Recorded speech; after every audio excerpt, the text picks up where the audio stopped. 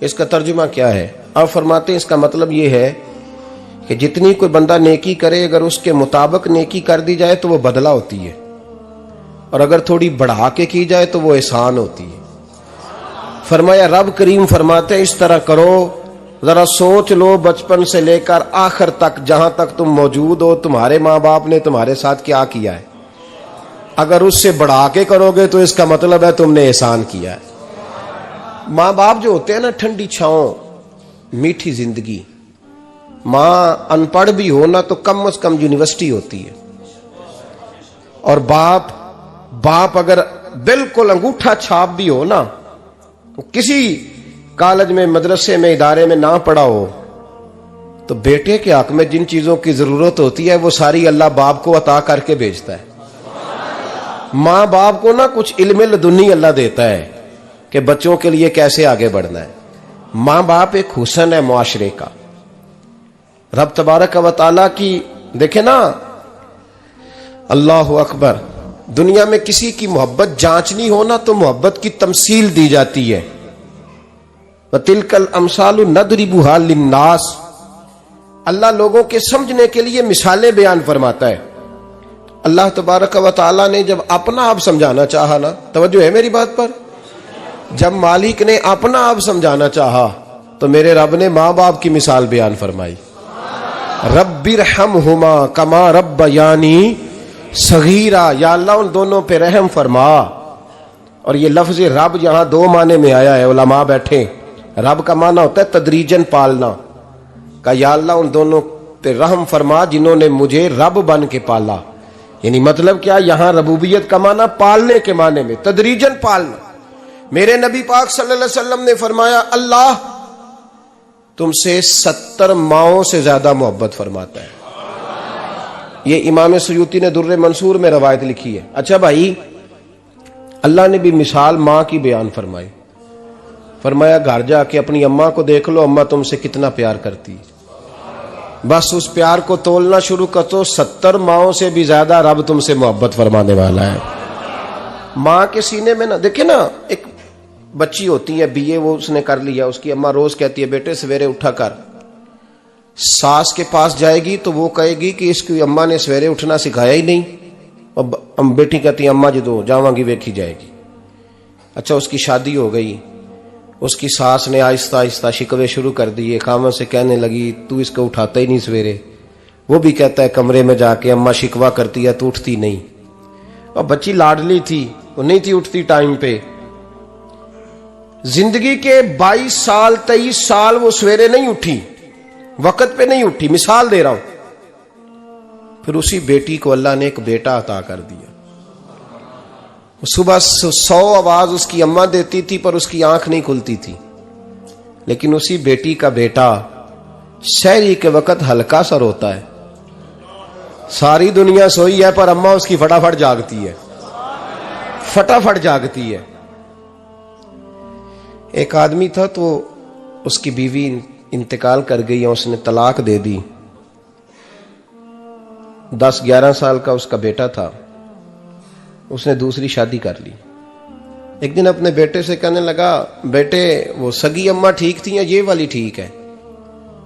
तो बेटा कहने लगा अब्बा जी ये ठीक है, वो सगी अम्मी झूठ बड़े बोलती थी, सगी अम्मी झूठ बड़े बोलती थी, झूठी थी, ये सच्ची है। उसने कहा बेवकूफ तेरी मां झूठी थी। उसने कहा अब्बा बड़ी। कहा किस तरह? कहने लगा अब्बा जी मैं ना, कभी आपको पता मैं शरारती हूं, कभी मैं शरारत करता था ना, कोई बर्तन तोड़ देता था तो मेरी सगी अम्मा मुझे थप्पड़ मार के बाहर निकालती थी, कहती थी मैं ताला लगाऊंगी बावर्ची खाने को, तुझे सारी रात रोटी नहीं देनी, तू आज भूखा ही रहेगा, बिल्कुल नहीं देना, सारी रात नहीं देना। बड़े दावे करती थी, कस्में उठाती थी, पर बड़ी झूठी थी। आधा घंटा भी नहीं गुजरता था तो गलियों में मुझे ढूंढने लग जाती थी, ढूंढ के लाती थी, ढूंढ के, और ला के ना तो गलती मेरी होती थी, रोना मेरी अम्मा शुरू कर देती थी, वे ओए मैनू ना सताया कर वे पुत्रा। फिर मेरी मर्जी का खाना मुझे पका के देती थी, मेरी मर्जी का, और फिर मेरी अम्मा मुझे तोहफा भी देती थी। अब्बा जी वो झूठी थी, पहले कह रही थी सारी रात नहीं देना, अब आधा घंटा। ये बड़ी सच्ची है जवाब भाई है। मैं शरारत करता हूं तो थप्पड़ मार के निकाल देती है, कहती है रोटी नहीं देनी। फिर मैं सारी रात रो के गुजारता हूं पर नहीं देती। ये सच्ची है, वो झूठी थी। तू मां के दर्द को क्या समझे।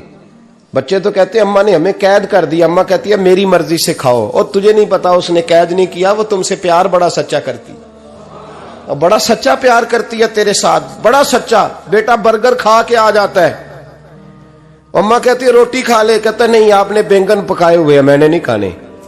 तो अम्मा मिन्नतें करती है, कहती है चल तू दस की खाना है, तेनू सेवियां ना बना दिया, फटाफट दाल पक जाएगी, क्या खाएगा।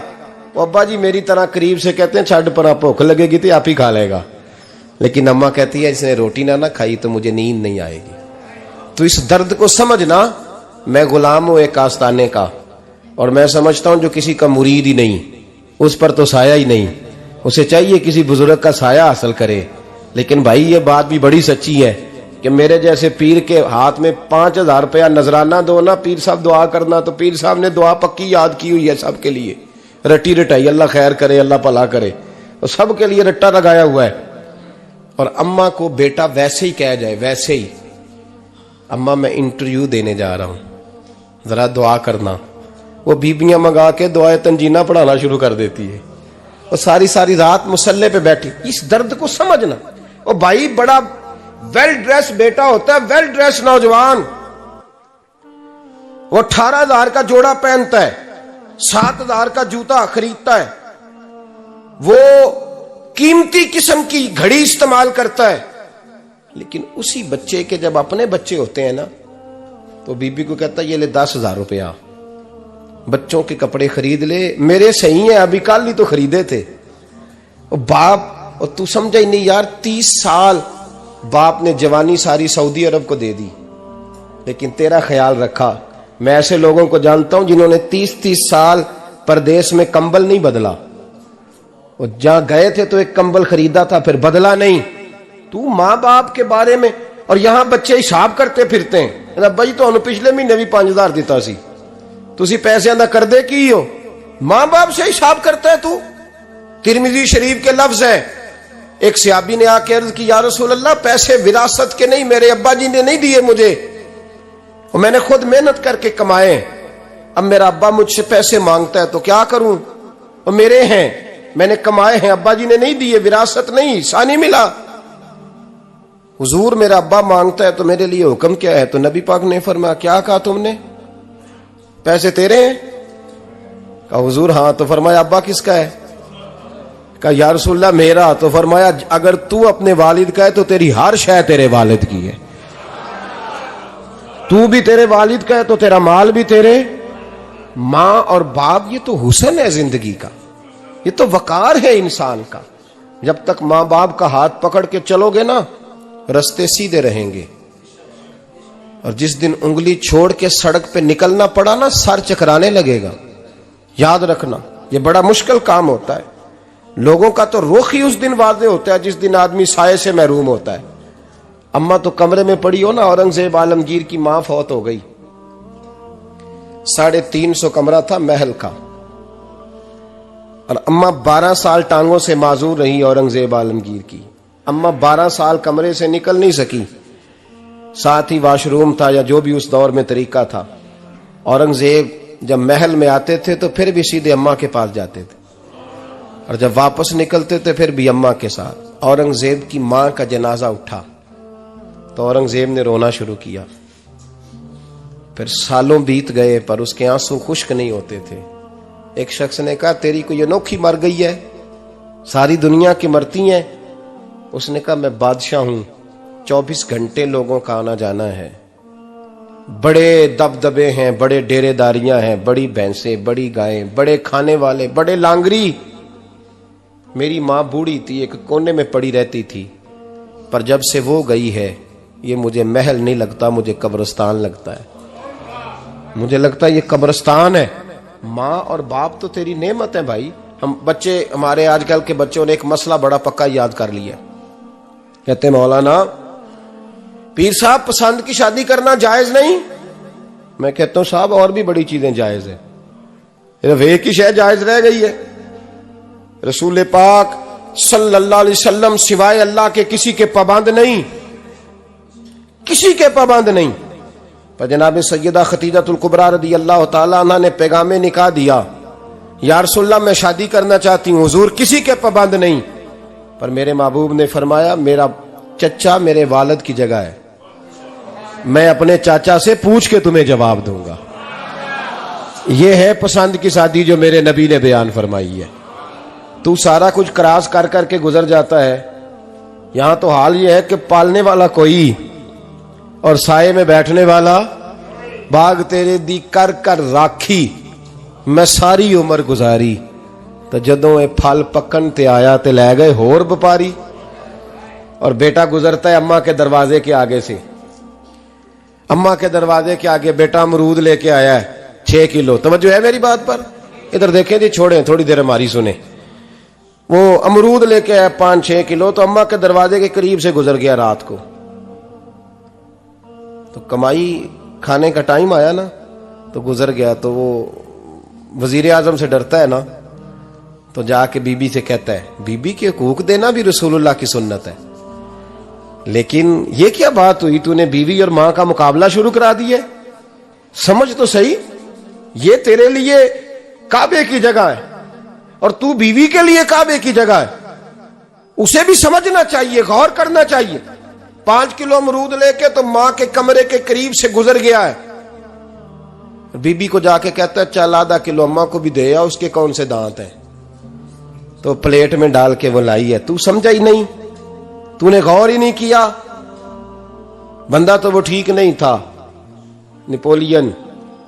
पर किसी ने उससे पूछा था बता जिंदगी में पैसे लेने का मजा कब आया? उसने कहा कि मुझे मजा तब आता था कि मैं अपनी सारी कमाई ला के अपनी अम्मा के हाथ पे रखता था, और फिर जब मैं अपनी माँ से थोड़ा थोड़ा खर्चा लेता था ना, थोड़ा थोड़ा, तवज्जो है मेरी बात पे? अम्मा जी 10 रुपए दे आज, कहते जब मैं थोड़ा थोड़ा खर्चा लेता था ना, तो मुझे यूं लगता था जैसे मैं बादशाह वक्त के सामने खड़ा हूं और वो खजाने का मुंह खोल खोल के मुझे देता जा रहा है। तो इस जायके को समझ तो सही भाई, तो इसको समझ तो सही भाई। याद रखें और गौर करें, मां और बाप। और फिर ये भी सुन लें, नबी पाक सल्लल्लाहु ताला अलैहि वसल्लम ने मां बाप के लिए फरमाया हुमा जन्नतुका व नारुक, यही तेरी जन्नत है और यही तेरे लिए जहन्नम है। अगर ये राजी हो गए तो तेरे लिए जन्नत है, नाराज हो गए तो चाहे तू 100 पीर के मजार पे हाजिरी दे आ, लेकिन जब तक अब्बा राजी नहीं उतनी देर तक अल्लाह राजी। ये हदीस पाक है, हुजूर ने फरमाया जिसके वालिद राजी उसका अल्लाह राजी, और जिसका बाप नाराज उसका अल्लाह। हाँ बेशक, अब ये हदीस है ना, तो सारे वली एक तरफ बैठ जाएं, कहें या अल्लाह बख्श दे मुरीद को, लेकिन अगर अब्बा कहे या अल्लाह ना माफ करना, तो अल्लाह उन औलिया की नहीं मानता, वालिद की मानता है। इसलिए बुल्ले शाह आसमानी उड्डियां पढ़ना है, जेड़ा घर बैठा उन्होंने पढ़िया ही नहीं। भाई याद रखो, माँ बाप से प्यार करो, इनकी खिदमत करो, इनके पास बैठा करो, और माँ बाप को टाइम दें, वक़्त दें, चंद घड़ियां उनके पास बैठें। आप यकीन करें, अब्बा जी से आप मशवरा कर ले, सिर्फ मशवरा, मर्जी बेशक अपनी करें, लेकिन उस मशवरे में आपको इतना साया मिलेगा कि जिंदगी में कभी नाकामी नहीं होगी। पर असी सज्जन दी मननी, अब्बे दी नहीं मननी। वो फटे पे जो नलायक हमारी तरह का बैठा है उससे मशवरा लेना है, वालिद से नहीं लेना। बाप के पास बैठे, उससे मशवरा लें। मेरे अब्बा जी किसान थे, मैंने अपनी जिंदगी में ढेरों चीजें अपने बाप से सीखी हैं, दर्जनों चीजें सीखी हैं। मेरे वालिद बड़े खुददार थे, मिजाज में अजीब सी खुददारी थी। कोई बंदा कभी हाल पूछ लेता था ना कि हालात किस तरह के हैं, तो फरमाते थे भाई अगर बताना हुआ तो अपने अल्लाह को बताऊंगा। अल्हम्दुलिल्लाह बड़ा फजल है, मैंने उनके हाथों पे हमेशा छाले देखे, हमेशा छाले, लेकिन उनका हाथ कभी किसी दुनियादार के सामने फैलता हुआ नहीं देखा। लोग मुझे कहते हैं आप किस पीर साहब के साहबजादे हैं, तो मैं कहता हूं मैं उस पीर का साहबजादा हूं जिसने मेहनत करके हलाल की कमाई खाई सारी जिंदगी। ये लोग पीर नहीं होते, ये मुर्शिद नहीं होते, और मैंने दर्जनों चीजें सीखी उनसे। तो सीखने तो बैठ, तुझे हजारों चीजें मिलेंगी। भाई अपनी जिंदगी में माँ बाप की तरफ देखो, सबसे जरूरी काम है इन्हें वक़्त दो। अम्मा के ओ भाई बड़ा मुश्किल है दुनियादारों से तारीफ कराना, तो अम्मा दे कोल ते एवं 2 मिनट राती बईए ना आखी अम्मा पैर कटे ना रजाई चो तेरे घुट छड़ा, तो अम्मा कहती जा मेरा पुत्र थकिया आया तू सो जाके, मैं कदों काम लगी सा, मैं कदों हल वान डई सा, जा सो जा जाके। बस ये कार्रवाई है। तूने 2 मिनट के लिए कह दिया, सवेरे पूरे मोहल्ले में तेरी अम्मा कहेगी अल्लाह मेरे पुत्र वर्गा पुत्र सारियां नूं दे। राती आउंदा है ते मैनू घुट के सौंदा है, अल्लाह घुटिया कोई नहीं सुया भी कार्रवाई पाई सू, लेकिन वो सबको बताती है। तो भाई इतनी कीमती चीज और तू छोड़ के मैं कभी जलसे से देर से आता था ना, अब तो जाता नहीं ज्यादा जगहों पे, कोशिश करता हूं कि चलो माहौल के मुताबिक, थोड़ा खुश्क आदमी हूं तो हर जगह सेट नहीं हो पाता, इसलिए कम जाता हूं। तो कभी रात को आते थे ना देर से, मेरी अम्मा जी शुगर की मरीज थी, तो मैं छोटे भाई को फोन करता था कि अम्मा जी सो गए, कहते सो गए। मैं कहता था कि तू ना इस तरह कर, नीचे आ जा, 2 बज गए, वो शुगर की मरीज है, आंख खुल जाए ना तो दोबारा लगती नहीं बुजुर्गों की, तो तू दरवाजा खोल दे, अंदर दस्तक दी तो दिक्कत होगी। तो मैं जूते उतार के अंदर दाखिल होता था, तो पहला कदम रखता था तो मेरी अम्मा बोल पड़ती थी पुत्र आ गए, आ गए। ओ भाई तू इस दर्द को समझना, कोई तुझे मिलेगा, कोई मिलेगा तुझे ऐसा। अब मैं दूर दराज भी चला जाता हूं, उनकी जिंदगी में नहीं जा पाया, कहते हमने नहीं जाना, घर में रहना है, इस कैफ को समझ ले, इस दौलत के करीब हो जा। हजरत अबू हुरैरा रदी अल्लाह ताला अन्हु फरमाते हैं मेरी अम्मा बूढ़ी थी, मैं उनकी खिदमत करता था। बाप की खिदमत और माँ की खिदमत सबके हिस्से में नहीं आती, ये रब जिसे महबूब रखता है उसे ये मौके अता करता है। खुश नसीब है जिसे बूढ़ा बाप मिले और वो नौकरी करे, खुश किस्मत है जिसको बीमार माँ मिले और वो नौकरी करे। हजरत अबू हुरैरा फरमाते मेरी अम्मा बूढ़ी थी, तो उनका मैदा कमजोर हो गया था, तो मैं उठा के पखाना पेशाब करता था तो कई दफा मेरे ऊपर कर देती थी। ये हजरत इब्न जौजी अलैहिर्रहमा ने इसको लिखा है। फरमाते हैं मेरे दिल में ख्याल आता था कि मैं बड़ा खिदमत गुजार हूं अपनी माँ का। एक दिन मैं हजरत उमर के पास बैठा था उनके दौरे खिलाफत में, तो एक शख्स आ गया। उस शख्स ने आकर के कहा कि हजरत उमर से हुजूर एक मसला पूछना है। फरमाया पूछो। वो कहने लगा हुजूर मेरी अम्मा बूढ़ी हो गई है, बीमार रहती है, मरीजा है, मुझे आवाज देती है बेटे पेशाब आया है, आवाज देती है, तो मैं अम्मा को उठाता हूं।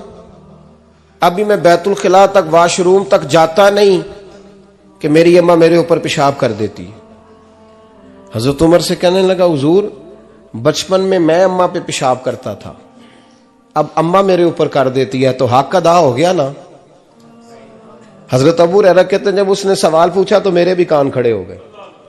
मैंने कहा ये तो मेरे वाला मसला पूछ रहा है, मेरे वाला मसला पूछ रहा है। मेरे पास एक दोस्त जुमा पढ़ने आते हैं बड़ी दूर से, मुझे कहने लगे हजरत साहब जदों भी मैं आउना ना तुसी मेरी ही गल छेड़ देंदे हो, वो जो बात होती है ना बिल्कुल मेरी होती है। मैंने कहा नहीं यार, जो मैं कर रहा होता हूँ वो मेरी भी होती है, वो सारे मुआशरे की होती है। हमें लगता है कि मेरी हो रही है, हालांकि वो बात हमारी सबकी मुश्तरका होती है। सुन ले और याद रख लें। हजरत अबू हुरैरा फरमाते मेरे कान खड़े हो गए। मैंने कहा इसने तो मेरी बात पूछनी शुरू कर दी। हजरत फारूक आजम से कहने लगा हुजूर बचपन में मैं अम्मा पे पेशाब करता था, वो मेरे ऊपर कर देती है, तो हक अदा हो गया। हजरत उमर कहने लगे नहीं कोई नहीं हुआ। उसने कहा हुजूर मुझे समझाएं, वो सारे काम जो मैं अम्मा के साथ करता था अम्मा मेरे साथ करती है, तो क्यों नहीं हुआ। हजरत उमर कहने लगे भाई पेशाब तो तू भी अम्मा पे करता था और अम्मा भी तेरे ऊपर करती है, पर तेरी और तेरी माँ की सोच में बड़ा फर्क है। उसने कहा हुजूर किस तरह, तो क्या जवाब है सैयदना फारूक आजम का, लौ काना नबिय्यम बाद लकाना उमर इब्न खत्ताब। क्या जवाब है। हजरत उमर फरमाने लगे तेरी और तेरी माँ की सोच में बड़ा फर्क है। कहा हुजूर किस तरह।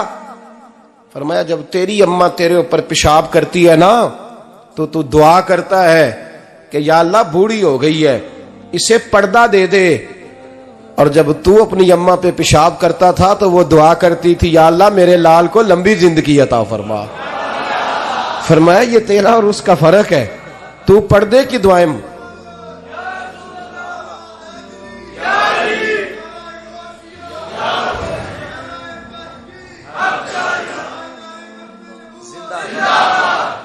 सुने अजीजों, कहा जब तेरी और तेरी मां की सोच में, और नबी पाक सल्लल्लाहु अलैहि वसल्लम ने फरमाया है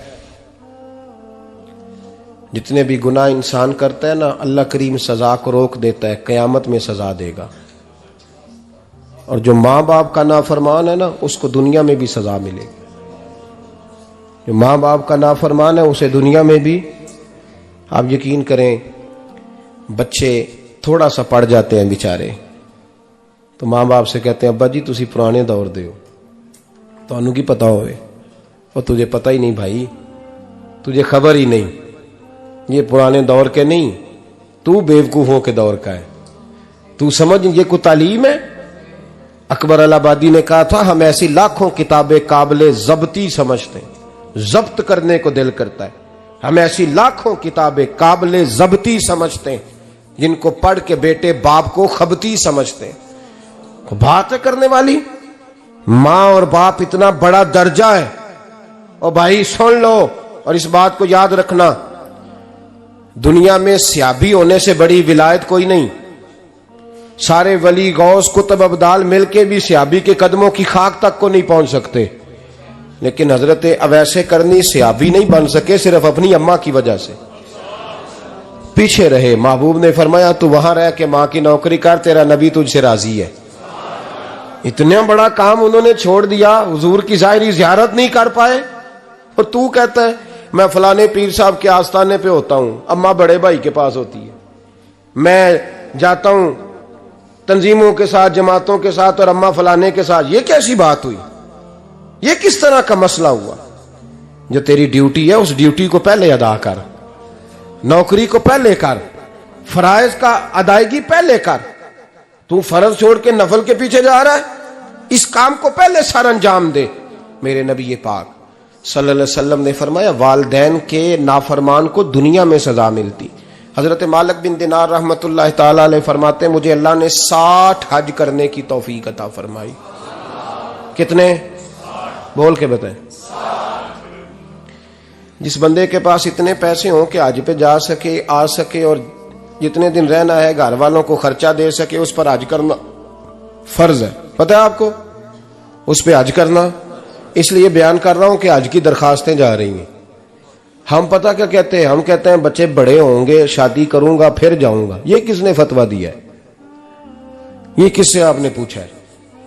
वो जब बड़े होंगे उनकी शादी की चीज उस वक्त आप पे फर्ज होगी। अभी जो फर्ज है उसको अदा करें। और ये तिरमिजी शरीफ की हदीस है, याद रख लें। नबी पाक सल्लल्लाहु अलैहि वसल्लम ने फरमाया जिस पर हज फर्ज था उसने किया नहीं, बगैर हज किए मर गया, या यहूदी होके मरेगा या ईसाई होके मरेगा। इतना बड़ा हुक्म है हज के हवाले से, लेकिन लोग इंतजार करते रहते हैं पता नहीं किस चीज का। जब आपको अल्लाह मौका दे, हिम्मत दे, तो पहली फुर्सत में ये फरीजा अदा करें, ये जरूरी काम है। हजरत मालिक बिन दिनार फरमाते मैंने 60 हज किए। एक हज के मौके पर मैंने बड़ा रश देखा, लाखों का इज्तिमा हुआ। मेरी बातों की समझ तो आ रही है ना आप दोस्तों? जो नहीं बोल रहे उन्हें भी आ रही है ना? अल्लाह जज़ा दे। कहते लाखों का मजमा था, तो मेरे दिल में ख्याल आया, मैंने कहा अल्लाह इतने लोग आए हैं, इनका हज कबूल भी हुआ है कि नहीं? फरमाते मैं सोच रहा था तो रात को ना ख्वाब में मैंने किसी कहने वाले को कहते हुए सुना कि सब का कबूल हो गया है। बल्ख का रहने वाला मोहम्मद बिन हारून बल्खी है, उसका हज कबूल नहीं हुआ।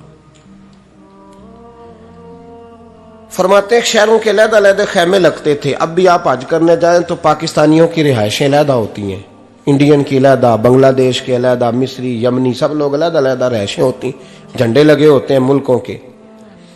कहते मैंने सवेरे उठ के ढूंढना शुरू कर दिया, ढूंढता हूं वो बंदा मिले।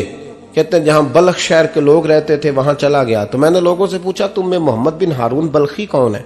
लोग कहने लगे वो तो बड़ा नेक आदमी है, परहेजगार है, बड़े भोले भाले, बड़े अल्लाह वाले, रियाज आपको बस हम ही जानते हैं, वो तो बड़ा नेक है, परहेजगार आदमी। कहते मैंने कहा अच्छा कहां है? उन्होंने कहा पहाड़ के पीछे उसने खैमा लगाया हुआ है, सारी रात इबादत करता है, सारा दिन रोजा रखता है, कायमुल लैल है, साइमुद दहर है। क्या बात? फरमाते मैं उन लोगों की बात सुन के हैरान हो गया कि मुझे क्या बताया गया, ये क्या कह रहे हैं। फरमाते मैं पहाड़ के पीछे गया। हजरत मालिक बिन दिनार अलैहि रहमा फरमाते हैं जब मैं वहां पहुंचा तो मैंने उस शख्स को मुसल्ले पे बैठे देखा। कसरत इबादत के आसार उसके वजूद पर नजर आ रहे थे। सीधा बाजू उसका कटा हुआ था। फरमाते 2 रकते मुकम्मल करके ना मैंने उससे अस्सलामु अलैकुम कहा तो मुझे कहने लगा वालेकुम अस्सलाम, आप मालिक बिन दिनार हैं। मैंने कहा बड़ी इसकी फिरासत है। फरमाते फिर उसने ठंडी सांस ली, कहने लगा आपको ख्वाब आई होगी कि मेरा हज कबूल नहीं हुआ। फरमाते मुझ पर और बिजली गिरी कि क्या कह रहा। फरमाते मैंने कहा यार लोग भी तेरी तारीफ कर रहे हैं और तेरी बसीरत भी बड़ी है, तो ये माजरा क्या है। कहने लगा आप ना पूछें। ये कह के उसने रोना शुरू किया, देर तक रोता रहा। मैंने कहा नहीं यार तू बता। कहने लगा नहीं आप ना पूछें, आप नाराज होंगे। मैंने कहा मैं नहीं होता, तू बोल ना। कहने लगा हुजूर 24 साल हो गए मुझे हज करते हुए, 24वां हज है मेरा, और हर साल कोई अल्लाह का वली आके बताता है कि जा चला जा तेरा कोई नहीं कबूल हुआ। बेपरवाही वेख सज्जन दी जिथे किसे दी पेश ना जावे, उन्हें ताजा वाले दर दर रोले ते मंगते तख्त बिठावे। आजम किसे नु कारा मिलदा ही कोई काबे ओ खाली आवे।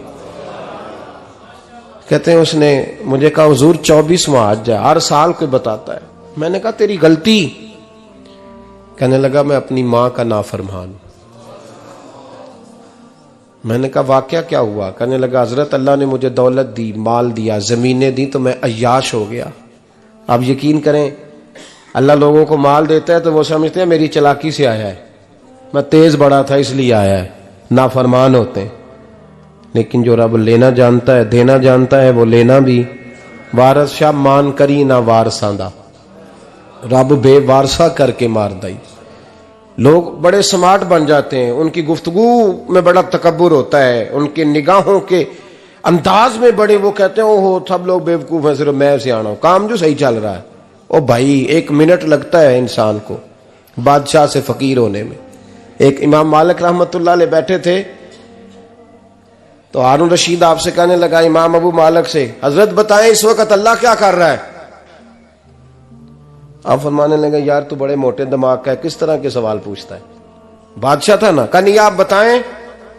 तो इमाम मालिक फरमाने लगे तू तख्त पे बैठ के सवाल पूछता रहता है और मैं नीचे बैठ के जवाब देता रहता हूं, नीचे आ फिर बताता हूं। उसने कहा जनाब बताएं। फरमाने लगे तू सवाली है ना, तो तू नीचे बैठ और मैं ऊपर बैठता हूं। क्या जनाब आ जाए। हारून रशीद नीचे आ गया, इमाम मालिक तख्त पे बैठ गए। फरमाने लगे अब बता क्या पूछ रहा था। कहने लगा हुजूर पूछा था अल्लाह इस वक्त क्या कर रहा है। फरमाने लगे रब इस वक्त तुझे समझा रहा है कि इस तख्त पे तकब्बुर न करना, 1 मिनट लगता है मैं तुझे उठा के मालिक को बिठा दिया करता हूं, ये तुझे समझा रहा है, लिहाजा इस समझ पे कायम रहना, तकब्बुर न करना, 1 ही तो मिनट लगता है, ये तुझे समझा रहा है। तो वो शख्स कहने लगा मोहम्मद बिन हारून बल्खी इमाम मालिक बिन दिनार से कि हुजूर बड़ी दौलत थी तो मैं अय्याश हो गया था। रमजान का महीना था, अम्मा तंदूर में रोटियां लगा रही थी, मैं शराब पी के घर आ गया।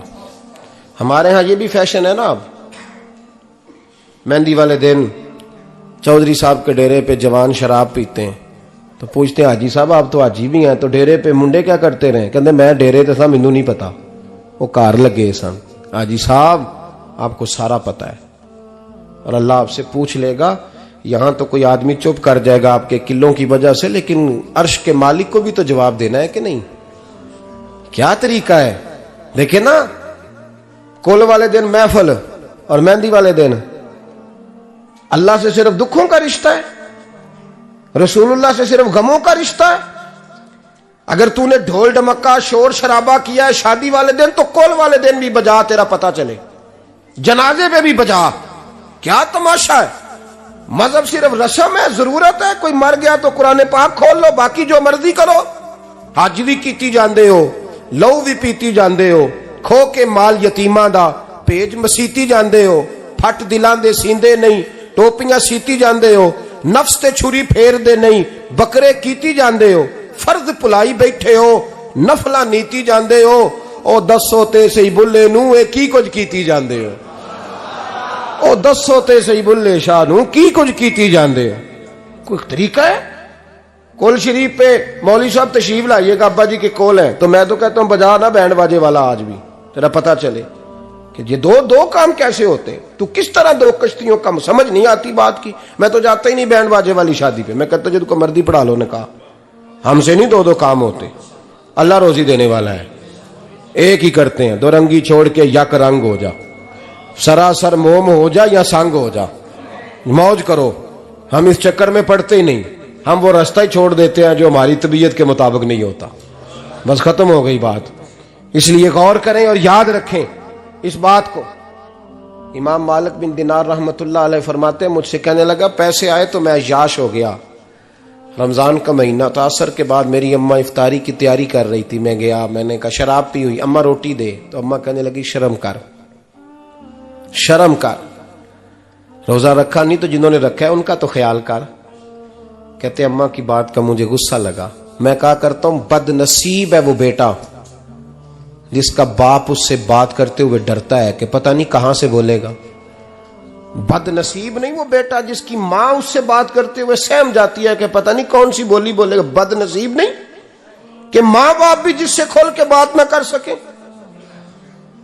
हजरत मालिक बिन दिनार से कहने लगा, अम्मा ने जब कहा ना शर्म कर, तो मुझे गुस्सा आया, मैंने मां को थप्पड़ मारा और मेरी मां जलते हुए तंदूर में गिरी। लोगों ने मुझे पकड़ के अंदर बंद कर दिया कमरे में। सारी रात मैं शोर सुनता रहा पर नशे में धुत रहा। सवेरे आंख खुली तो मेरी बीवी बैग बांध रही थी। मैंने कहा कहां जा रही हो? कहने लगी जो मां का नहीं बना मेरा कैसे बनेगा। वो मैंने कहा मेरी अम्मा का, वो तो लोगों ने रात को ही दफन कर दी जनाजा पढ़ के।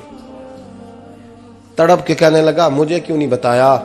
तो कहते हैं लोग कहने लगे तेरी मरती हुई मां कह गई थी इसे मेरा मुंह ना देखने देना, मेरे जनाजे के करीब ना आए। हजरत मालिक बिन दिनार फरमाते हैं जब उसने ये बात सुनाई तो मैंने भी उसके मुंह पे थप्पड़ मारा। मैंने कहा तू इसी काबिल है। कहते हैं वो रोने लगा, हुजूर दुआ करे अल्लाह मुझसे राजी हो जाए। कहने लगा जब मां की इंतकाल की खबर मिली तो मैंने कुल्हाड़ी लेके वो हाथ काट दिया जिससे मां को मारा था। मैंने सारी जायदादें खिरात कर दी। 24 साल हो गए, 24 साल। सारी रात नमाज पढ़ता हूं, रोजा रखता हूं, हज करता हूं, पर हर साल कोई आके कहता है जा दौड़ जा तेरा कोई नहीं कबूल हुआ। हुजूर दुआ करे मालिक राजी हो जाए। फरमाते मैं थप्पड़ मार के आ गया। मैंने कहा तुझसे राजी हो जाए इतने जालिम से? इमाम मालिक फरमाते हैं रात को आके सोया तो मुझे ख्वाब में रसूल पाक का दीदार हुआ। तो नबी पाक अलैहिस्सलाम ने फरमाया मालिक तू उसे मायूस क्यों कर आया है? अल्लाह तो बड़ा मेहरबान है।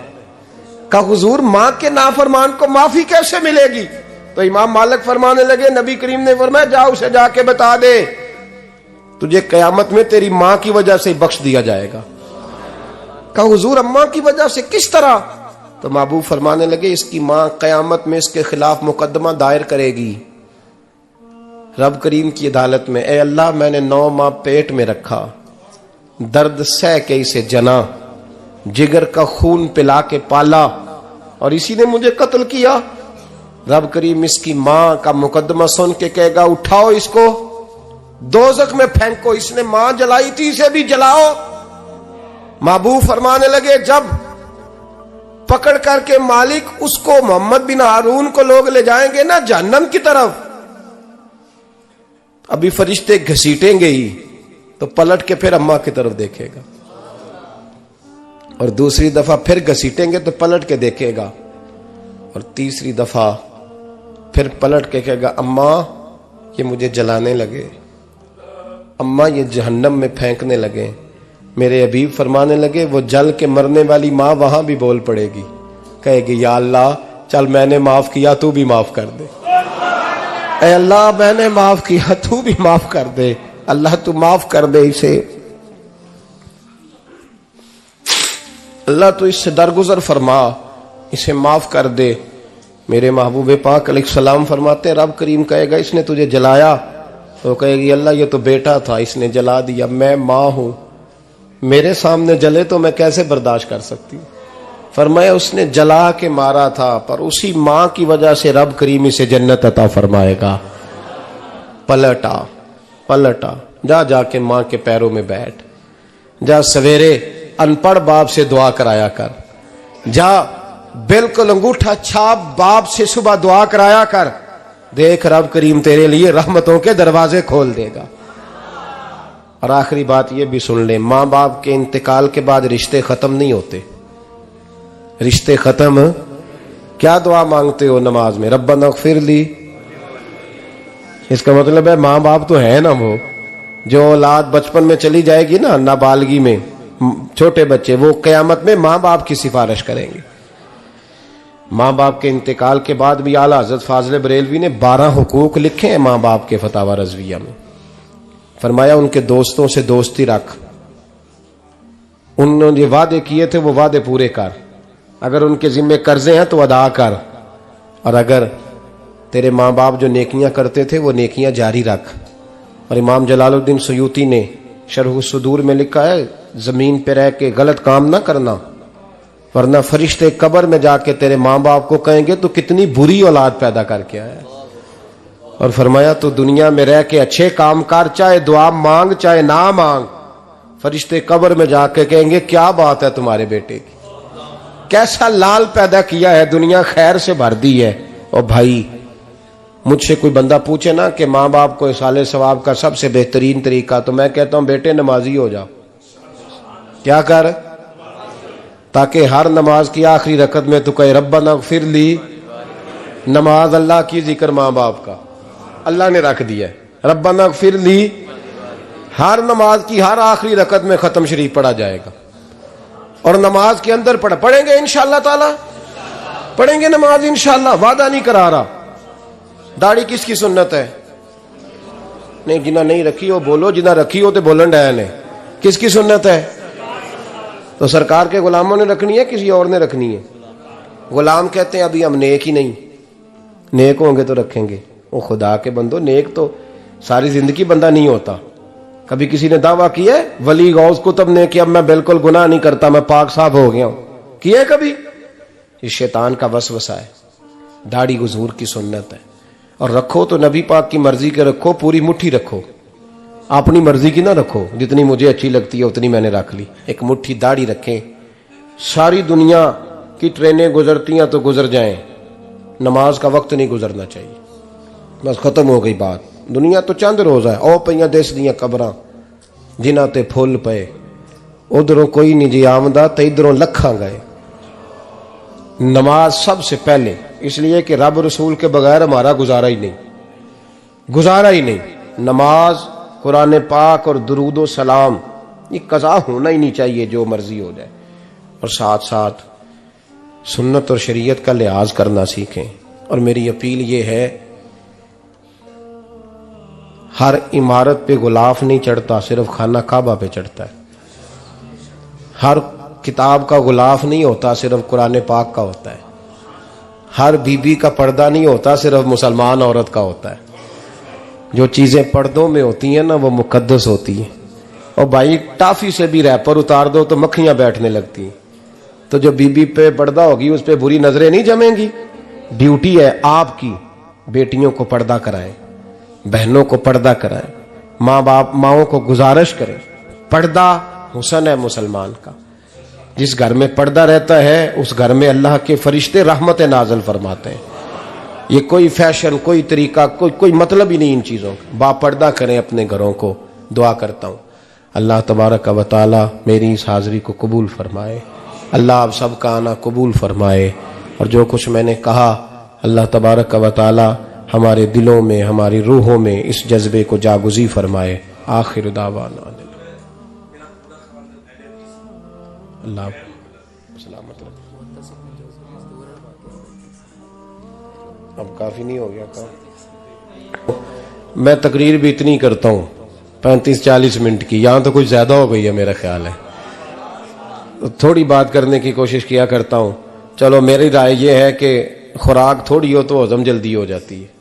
अरसलान साहब से मैंने कहा मेरा खाना ना पकाना। मेरा मौक़िफ़ ये है कि महफ़िलें सस्ती करनी चाहिए ताकि ज्यादा होनी शुरू हो जाए। महंगी बड़ी है, इसलिए मैं दस ना माड़ा बंदा ते हाथ ही नहीं ना पाता। तो मैं कहा करता हूं कि कम से कम खर्चा हो। हमारे करोड़ों रुपया सालाना लगता है महफिलों पे, अगर अरबों कह दूं तो फिर भी बात गलत, लेकिन उसका रिजल्ट हमें उस तरह का नहीं मिलता जिस तरह का मिलना चाहिए। देखें ना, आपने अजमत वालदैन पे प्रोग्राम किया, मेरी राय यह है कि हुकूक ज़ौजैन पे भी होना चाहिए, और शादी से पहले हर बच्चे को मियाँ बीवी के हुकूक का पता होना चाहिए। बाद में 3 तलाकें दे के आ जाते हैं, कहते हैं मैंने पता ही नहीं सी। तो अगर पहले पता कर लेंगे तो ये तमाशा नहीं लगेगा, लेकिन ये काम होता नहीं। बहन भाइयों के हुकूक पर बात होनी चाहिए, ये बड़े जरूरी काम है। और ये भी सारा मेरे नबी पाक का मिलाद ही है, इसलिए कि ये बातें मुस्तफ़ा ने सिखाई हैं हमें सल्लल्लाहु। एक बात कही हजरत ने, मैं अर्ज कर देता हूं। मुहद्दिस इब्न जौज़ी रहमतुल्लाह अलैह एक बुजुर्ग के बारे में फरमाते हैं, वो कहते हैं कि बाज लोगों ने तो उनका अपना नाम लिखा है, और बाज जगह पे एक और बुजुर्ग का जिक्र है, और बयान रवायत हज़रत मुहद्दिस इब्न जौज़ी फरमाते हैं। वो कहते हैं कि मैं घर में कोई काम कराना था, काम होते हैं ना छोटे मोटे घर में, तो फरमाते हैं मैं मजदूर लेने गया बगदाद में। चौकों पे मजदूर सारी उम्र का मजदूर ही है ना बेचारा। अमीर तो अमीरतर होता जा रहा है और गरीब गरीबतर हो रहा है। हमारे तो पीर भी लोगों को कह रहे हैं फकीर हो जाओ, खुद अमीर होते जाते, खुद रोज बरोज अमीर हो रहे हैं। दुनिया को कह रहे हैं फकीर हो जाओ, तुम भी तो थोड़ा फकर इख्तियार करो ना भाई, जो दर्ज दे रहे हो। इल्ला माशाअल्लाह, सबकी बात नहीं करता। फरमाते हैं कि मैं ना मजदूर लेने गया, बगदाद के चौक में मजदूर बैठे होते थे, तो मेरी उन मजदूरों में से ना एक नौजवान बच्चे पे नजर पड़ी। बड़ा कमजोर सा वजूद था, लेकिन चेहरे पर इबादत का निशान था। माथा बताता था कि नमाज का बड़ा ख्याल रखता है। मैं उसके करीब गया, चेहरे भी बड़ा कुछ बताते हैं ना, चेहरों में भी बड़ी रानाई होती है। फरमाते हैं मैं करीब गया, मैंने उसको कहा बेटे मजदूरी करोगे? तो कहने लगा मजदूरों में बैठा हूं तो हुजूर मजदूरी के लिए ही तो बैठा हूं। तो मैंने कहा कि चलो फिर। कहने लगा नहीं मेरी कुछ शर्तें। मैंने कहा बताओ? कहने लगा पहली शर्त यह है कि लोग 4 दिनार दिहाड़ी लेते हैं, मैं 3 दिनार लूंगा। मैंने कहा यार बे तो बड़ी बेहतरीन है, बाकी भी इस तरह की रख ले। उसने कहा हुजूर दूसरी शर्त यह है कि मैं आपकी मुकम्मल बात मानूंगा, लेकिन जब अजान हो जाएगी फिर आपकी नहीं सुनूंगा। तीसरी बात उसने ये की कि हुजूर मैं आपके घर में काम करूंगा पर आपके किसी सवाल का जवाब नहीं दूंगा। कहते हैं मैंने कहा यार तू बड़ा अजीब है, शर्तें तो मालिकों की होती हैं। कहने लगा जी बहरहाल मैं शर्तें लगा के जाता हूं।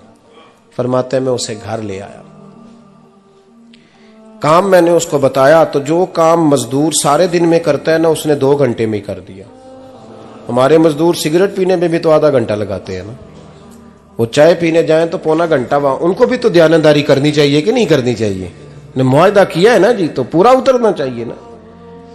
कहते 2 घंटे में। अब काम जब बंदा शुरू कराता है तो काम और निकल आता है। कहते काम मैंने उसको और बता दिया, वो करने लगा। उसने मिट्टी निकाल के रखी थी बाहर रास्ते में, तो अजान हो गई जोर की।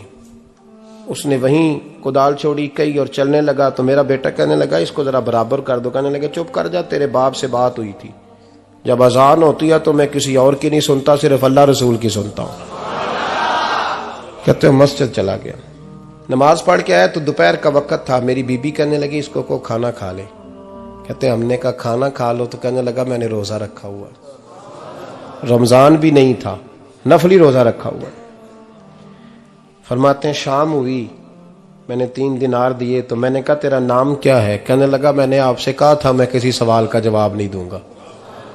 तो वो चला गया। अगले दिन मैं फिर लेने गया उसे, काम कुछ और निकल आए, तो लोगों ने बताया वो सिर्फ हफ्ते वाले दिन आता है। मैंने कहा क्यों? कहने लगे जी वो कहता है मेरा हफ्ते का खर्चा 3 दिनार है, जब 3 दिनार कमा लेता हूं तो बाकी सारा टाइम अल्लाह रसूल की जिक्र में गुजार दिया करता हूं। फरमाते हैं जी अगले हफ्ते मैं फिर लेने गया, मैंने पूरा हफ्ता इंतजार किया कि काम उसी से कराना है। मैं जब गया तो मैंने कहा चलो। कहने लगा मेरी शर्तें याद है ना? और मैंने कहा याद है भाई, साथ चल। फरमाते हैं काम कराया, 2-3 हफ्ते वो आता रहा। 1 हफ्ते में गया तो लोगों ने कहा हुजूर आज नहीं आया। क्यों? कहने लगे बीमार हो गए। कहाँ घर है? कहने लगे बगदाद के कब्रिस्तान के पीछे जो कच्ची आबादी है उसमें रहता है। फरमाते मैं गया, दरवाजे पे दस्तक दी तो कहने लगा हुजूर आप हैं, दरवाजा खुला है, आ जाइए। फरमाते मैं अंदर गया तो मैंने कहा तुम्हें कैसे पता चला मैं आया हूं? कहने लगा हुजूर अल्लाह वाले हो, आप नहीं आना था, वरना अमीर तो गरीबों का पता लेने कोई नहीं आते।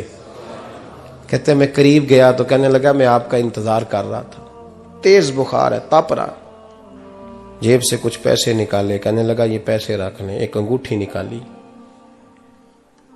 कहने लगा हुजूर आज रात को मेरा इंतकाल हो जाएगा, इन पैसों का कफन खरीद के सुबह जनाजा पढ़ के मुझे दफन कर देना, और जब दफन करो तो ये अंगूठी लेके असर के बाद हारून रशीद के पास जाना। आप उसे कहना मैंने मिलना है, पर वो आपको टाइम नहीं देगा। आप उसको आवाज दीजिएगा कि तेरी एक अमानत है मेरे पास, फिर वो आपसे मिलेगा तो अंगूठी दे दें, फिर आप मेरी तरफ से फारिग हैं। हजरत फरमाने लगे तेरा नाम? और कहने लगा हुजूर वक्त थोड़ा है, आज रात मैंने जाना है, बड़ी लंबी माफी मांगनी है रब करीम से, अगर मुनासिब समझे तो मुझे अपने रब से तन्हाई करने दे। फरमाते हैं मैं आ गया, पर उसकी बातों ने मुझे सारी रात सोने नहीं दिया। फरमाते हैं सुबह बड़ी मुश्किल से सूरज निकला, मैं गया, दरवाजे पे हाथ रखा तो दरवाजा खुला हुआ था। अंदर दाखिल हुआ तो खुशबुएं मेरा इस्तकबाल कर रही थी। जब चेहरे से कपड़ा हटाया तो उसका तो इंतकाल हो चुका है, इंतकाल हो चुका है, ऐसे है जैसे किसी का दीदार करके सोया है। कहते मैं तो 2 आदमी ले गया था जनाजे पे, पर पता नहीं दुनिया किधर किधर से आई, कहां कहां से। अखां जदों मीटियां जमाना मैनू रोवेगा, अपना ते अपना बेगाना मैनू रोवेगा, अपना ते अपना। और मियां साहब ने कहा था बाद मरन दे मुखड़ा मेरा हो जावे जे ताजा, फिर समझ लेना महबूब मेरे ने आन पड़िया जनाजा। और किसी उर्दू के शायर ने कहा था मेरे मरने पे हर सू शोर मच जाएगा देखोगे, अल्लाह को मेरे मरने पे हर सू शोर मच जाएगा देखोगे, कहने अलविदा सरकार खुद तशरीफ लाएंगे। फरमाते हैं मैं तो 2 बंदे ले गया था, पर पता नहीं मखलूक कहां कहां से आई। जनाजा पड़ा, दफन किया। हारून रशीद के पास में असर के बाद गया, मैंने बुलाना चाहा पर बादशाह था, मेरी तरफ देखा ही नहीं। मैंने उसको कहा तेरी एक अमानत मेरे पास है। फरमाते हैं वो मुझे कोने पे ले गया, क्या बात है, कमरे में बुलाया, मैंने अंगूठी दी। हारून रशीद तो चीखे मारने लगा, कहने लगा अंगूठी वाला कहाँ है? मैंने कहा वो तो इंतकाल कर गया। कहने लगा मुझे कब्र पे ले चल। कहते मैं कब्र पे लाया तो वो लेट गया, तड़प के रोने लगा। मैंने कहा मेरा कलेजा फट जाएगा, ना उसने कुछ बताया ना तूने बताया, ये कौन था? तो हारून रशीद कहने लगा ये मेरा बेटा था। मैंने कहा तेरा बेटा और मजदूर? कहने लगा हुजूर ये हजरत दाऊद ताई के पास बैठा करता था, उनका मुरीद था, मुझे रोज कहता था अब्बा तूने बड़ी दुनिया इकट्ठी कर ली है, मरते वक्त तुझसे टांगे समेटी नहीं जाएंगी, इतना हिसाब नहीं तू दे सकेगा। मैं इसको समझा देता, इसकी अम्मा समझा देती। ये रोज हमें कहता छोड़ दो, आ जाओ अल्लाह रसूल की बारगाह में झुक जाएं, हम समझ। एक दिन ये चला गया, कहने लगा फिर तुम्हारा रास्ता और है और मेरा रास्ता और है। ये सोने की अंगूठी गलती से इसके पास रह गई थी, गलती से हीरे की अंगूठी चली गई। कहने लगा देखो मेरे बेटे ने आज वो भी वापस कर दी है। फिर तड़प के कहने लगा हारून रशीद था तो ये मेरा बेटा, पर मेरा मुर्शद निकला, मेरा पीर निकला। भाई जिंदगी तो बड़ी थोड़ी है ना। बाबा साहब ने कहा था उठ फरीदा सुत्या, और दाढ़ी आ गया पूर, अग्गा नेड़े आ गया, पिछा रह गया दूर। उठ फरीदा सुत्या खलकत वेखन जा, मते कोई मिल जाई बख्शिया ते तू भी बख्शिया जा। उठ फरीदा सुत्या झाड़ू दे मसीत, तू सुते रब जागदा, तेरी डाडे नाल परीत। मेरा रब हमें भी अपनी बारगाह में कबूल फरमाए। आखिर दावाना अनिल हम्दुलिल्लाह।